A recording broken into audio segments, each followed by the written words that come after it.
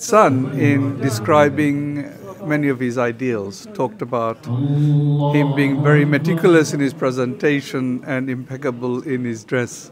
And I can testify to both of that. In the many times that I met him, he very much demonstrated both of those qualities. And I had the honor of him appearing before me once in court.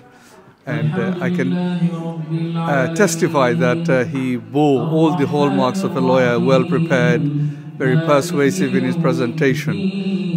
And I hope that many others of his followers will live up to those ideals and expectations. আজকে আপনারা জানেন আমরা barrister Abdur Razzak সাহেবের জীবন থেকে শিক্ষা নেওয়ার জন্য ওনার জীবনের উপর একটা আলোচনা সভা মুসলিম কমিউনিটি অ্যাসোসিয়েশনের পক্ষ থেকে করেছি আমরা এবং দোয়ার মাহফিল করেছি। ব্যারিস্টার আব্দুর রাজ্জাক সাহেব যদিও বাংলাদেশে ব্যারিস্টার ছিলেন, ওনার ছাত্র জীবন এখানে কাটিয়েছে এবং ছাত্র জীবন উনি আমাদের এই দেশের বাংলাদেশি কমিউনিটিকে ডেভেলপ করার জন্য স্পেশালি ইয়ুথদেরকে একটা সুশিক্ষিত জাতি হিসেবে গড়ে তোলার জন্য বিরাট অবদান উনি রেখেছেন। এই জন্য উনি ভারত ল করার সময়ই এদেশে ইয়াং মুসলিম অর্গানাইজেশন করে আমাদের বাংলাদেশিদের যে সমস্ত ইয়াং ছেলেমেয়েরা লেখাপড়া না করে বিভিন্ন কারখানায় বা বিভিন্ন জায়গায় কাজ করত, তাদের ঘরে ঘরে গিয়ে কিন্তু তাদেরকে রিক্রুট করে স্কুলে পাঠিয়েছেন, কলেজে পাঠিয়েছেন এবং আজকে তারা সকলেই অনেক বড় বড় পজিশনে আছে। এবং শুধু তাই নয়, ব্যারিস্টার আব্দুর রাজ্জাক সাহেব একজন ব্যারিস্টার হিসেবে এই দেশে এবং বাংলাদেশে সেরা ব্যারিস্টারদের একজন ছিলেন।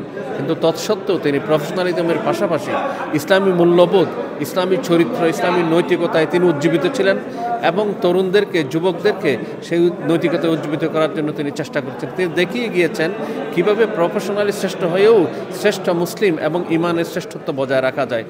Barrister Razzak was an extraordinary human being.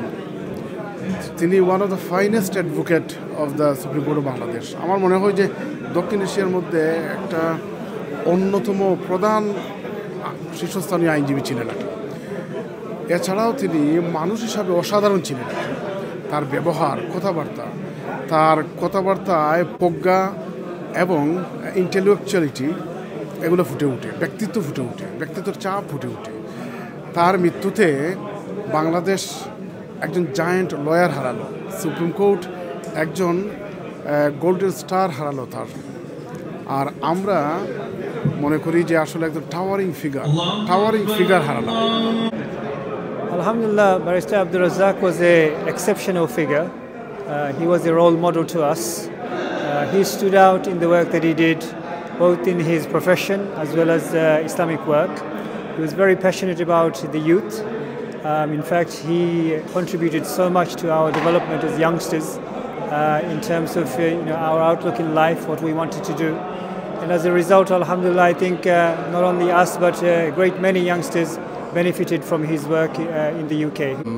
Barrister Razzak তো অত্যন্ত ইন্সপায়ারিং পার্সোনালিটি ছিল। তো আমার একটা ইউনিক এক্সপিরিয়েন্স হলো যে আমার কিন্তু ওনার বিপক্ষে ব্রিটিশ হাইকোর্টে অ্যাপিয়ার হওয়ার সৌভাগ্য হয়েছিল।